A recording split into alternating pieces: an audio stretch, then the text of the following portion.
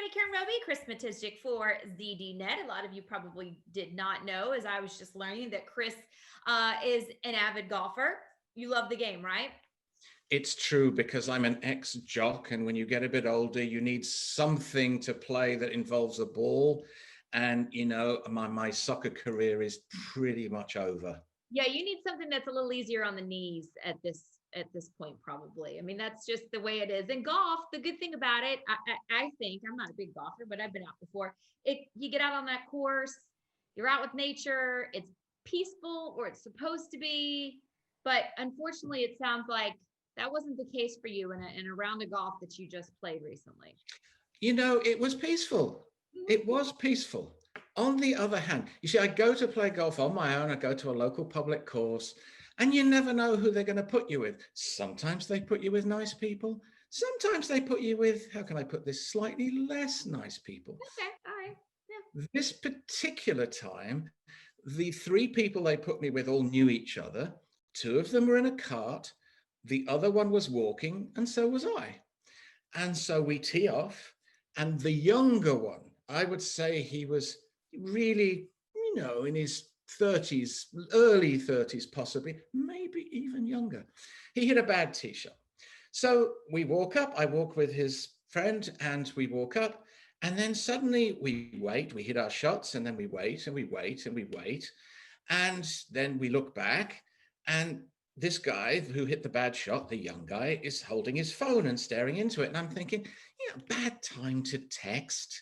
Can't you wait at least till we're standing on the tee waiting for the group in front of us? No.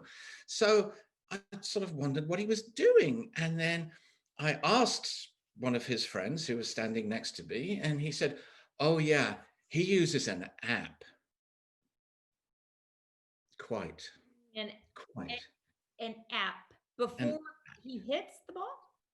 Every time before he hits the ball. Wow. Now, so this app doesn't tell him necessarily just the yardages he has to the green, which in this case, he could have never hit the green anyway. Tiger Woods would have struggled. And he was in a cart, so the GPS would have told him that anyway, because there was GPS in the cart. No. This was an app that seemed to tell him every single contour of the course, the wise shots to hit from every whatever. It was somewhat annoying because he did it literally before every shot. Now, about 4 holes later, yeah, I'm getting a little bit tired of this because it's slowing us up. People are behind us. They're getting annoyed. And so I turn to his friend and I say, what's up with all this? And he says, oh, he went to Stanford Business School. As if that explains everything. He went to Stanford Business School. I sort of went, okay. He said, yeah. He's very analytical. He's very successful. And so off that next tee, the guy hit another bad shot and waddled up and pulled out his app again. And I say to his friend, you know, how long has this guy been playing? He said, oh, 7 months. I do not understand. So what do you do in a situation? What would you do in a situation with that kind? Well, I mean, the thing is it doesn't matter how educated or you are or successful you are. People don't care if you're holding up their golf game. You're slowing everybody down, and the folks behind you. I mean, they don't care, right? It doesn't. That shouldn't be how successful he is shouldn't matter. But if he's only been playing 7 months, obviously he's looking for a little bit of an advantage to get a little leg up. But I don't know. Did you confront him or not? Would I? Do you think of me as a confrontational human being, Karen? Never. No, I didn't confront him. I began to mock him a little bit. That's different. Annoyed and mocked him. I could see that. That's a little bit different. And, you know, you've got to remember here, we're not talking about someone who's merely educated. We're talking about someone who went to Stanford Business School, where a lot of the tech CEOs, the people who created the most famous companies went. This is the same institution which only a couple of years ago discovered that it might be wise to teach its students ethics. Can you believe that? They actually now have an ethic they never used to, which explains a lot about Google and, you know, all those sorts of companies. Oh, there it is. Yeah. Some might argue. So look, I was his one friend who was walking with me. He was a very nice man, and so we chatted about stuff. And he was explaining how App Man was incredibly successful, and had all kinds of. And in fact, on one tee, he suddenly got lots of money and began to jump up and down. He literally got a text and started jumping up and down. Then he went to his app and tried to prepare for the next shot. So honestly, it took me 16 holes to finally wonder. I asked him a question. He was staring down at his phone on the tee. I've already hit my tee shot. And I said to him, look, don't you ever prefer human life to digital life? And he said, he literally barely looked up and he said, they're one and the same thing. And may I confess, I thought in my soul, I thought to myself, you plonker. This is a European word that means, you know what? I'm not sure I want people like you creating my future. And or more or less, more or less. I was actually astonished. He did not care, to the point at which he literally on one hole went to relieve himself in a bush, didn't even look to see the other side of the bush were two women playing tennis, just didn't care. Oh, I mean, no.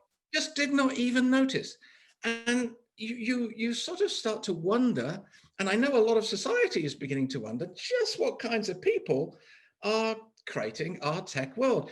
And I will say to you, perhaps these kinds of people. And I don't believe that human life is merely digital life, even though here we are on lockdown and we're all staring into screens all the time. I think it is getting to the point, and Microsoft CEO Satya Nadella actually said it only this week, that he's getting a little tired of working from home, of just staring into screens, because he fears Microsoft's employees are losing what he called social capital, face-to-face interaction, the human bits. Do you know, this guy who I played golf with never even asked anything other than my first name.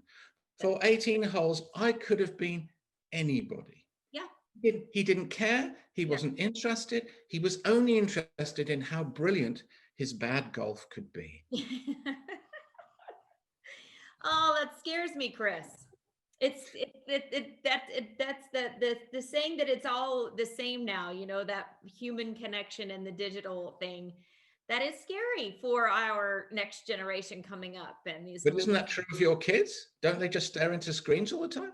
Yeah. Oh, yeah. They do. They do. It's an extension of their arm, no doubt. And it also, what's crazy when you think about it too, is something like the game of golf. I mean, technology, it's made its way into every facet of our life, right? I mean, if you had told somebody 10 years ago that someone would be on a golf course and using an app to do what looks like you don't need technology to help you with, they would think you were crazy. But here we are.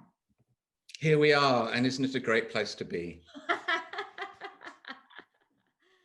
Oh, it makes me a little bit fearful, I'll tell you, Chris, because I don't know how going forward, and the engineers that are being educated now and all of these that will be designing things for us down the road, I don't know how you back off and kind of reverse course a little bit to bring in a little bit of that humanness again. They believe in systems and they need everyone to participate in those systems. And they're under pressure to produce these systems more and more quickly, and they don't stop and think. Just like this guy didn't really stop and think about how to swing a golf club. Right, right. Nor did he think to even ask you, hey, what do? You live around here? None of it. Oh, man.